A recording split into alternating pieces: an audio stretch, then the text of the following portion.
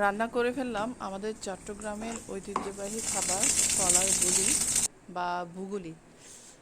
তো আবার বইয়ের ভাষায় বলা হয় কলার কাণ্ড। তো কলা গাছের কাণ্ডটা আমরা সবাই খাই, সবার সাথে কাছে পরিচিত, ভীষণ খেতেও কিন্তু দারুণ মজা। এক নিমেষে আপনি 2 প্লেট ভাত খেয়ে ফেলতে পারবেন। যদিও ভাত বেশি খাওয়া স্বাস্থ্যের জন্য ক্ষতিকর, কিন্তু এই রান্নাটা যখন রান্না করা হয় কিন্তু এটা আর কিছুই লাগে না, এই সবজি দিয়ে ভাত খাওয়া হয়। আসসালামু আলাইকুম প্রিয় ভাই বোনেরা, আরেকটি ছোট ব্লগে আপনাদেরকে স্বাগত। তো আজকে বলি কিভাবে রান্না করলাম। তেল গরম হয়ে এলে আমি একে একে পেঁয়াজ, রসুন, এরপর কেটে রাখা কাঁচামরিচ কুচি আর চিংড়ি মাছ সাথে দিয়ে এরপর একে একে আমি রেগুলার রান্নার মশলাগুলো দিয়ে দিব। তো প্রথমে একটু নেড়ে চেড়ে ব্রাউন করে নিচ্ছি।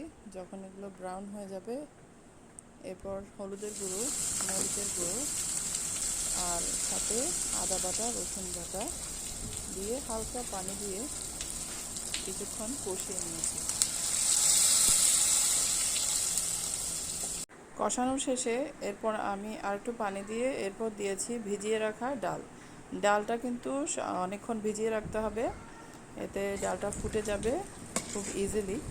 এবং একসাথে দিয়ে দিচ্ছি সবজিগুলো, কেটে রাখা সবজিগুলো। এখানে সবজি হিসেবে আমি অ্যাড করেছি বরবটি, আলু, পেঁপে এবং বুগুলি। বুগুলিটা কাটতে একটু টেকনিক আছে এখানে, আঁশযুক্ত।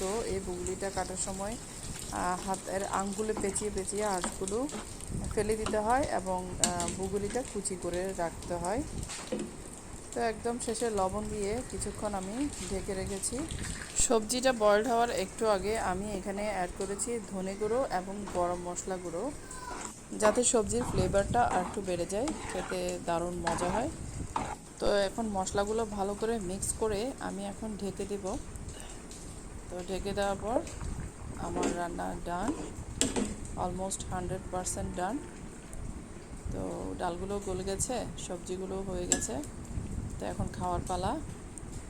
আলহামদুলিল্লাহ অনেক ভালো হয়েছে খেতে। তো ভালো লাগলে ভিডিওটা শেয়ার করে দিবেন, আপনাদের সবাইকে দাওয়াত।